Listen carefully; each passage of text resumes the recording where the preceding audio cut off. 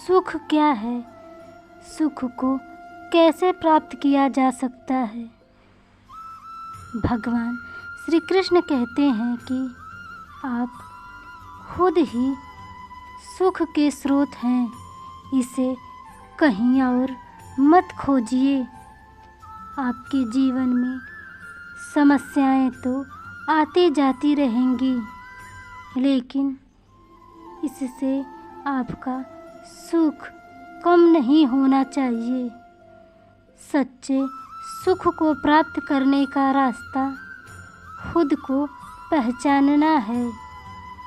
आधुनिक विज्ञान ये कहता है कि सुख सकारात्मक भावनाओं की अनुभूति है और उसका अनुभव तब होता है जब हम संतुष्ट या आनंद में रहते हैं।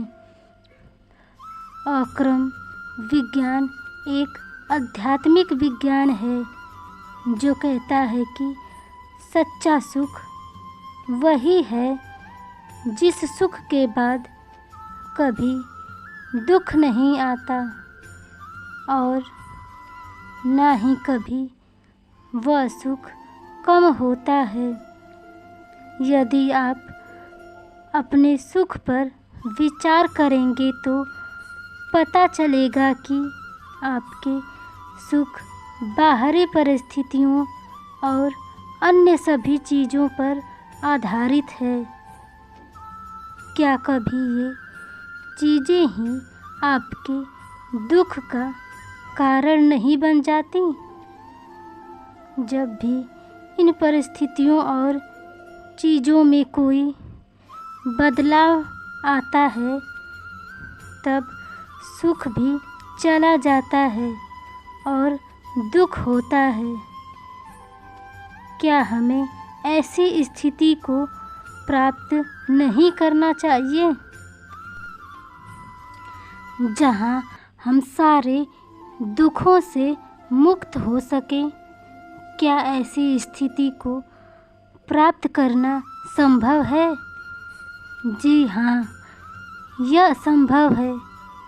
संभाव में रहने से आप किसी भी परिस्थिति में स्थिर रह सकते हैं और परिणाम स्वरूप आप अपने दुखों से मुक्त रह सकते हैं। आपके जीवन में परिवर्तन ही सबसे बड़ा सुख होता है।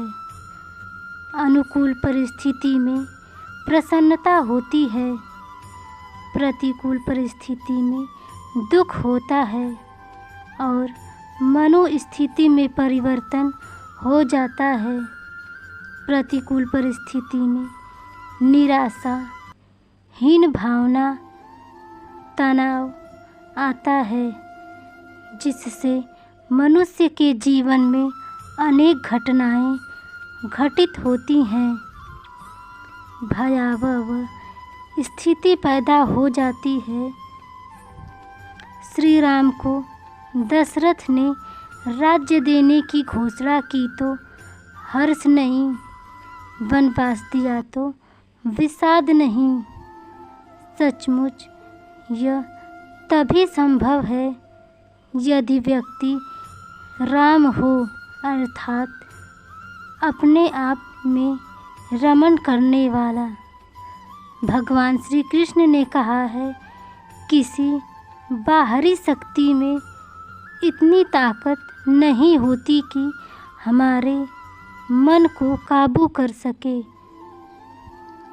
जब हम इस बात को समझ जाते हैं तो हम स्वतंत्र हो जाते हैं और मन को परिस्थितियों से प्रभावित रखना कठिन है।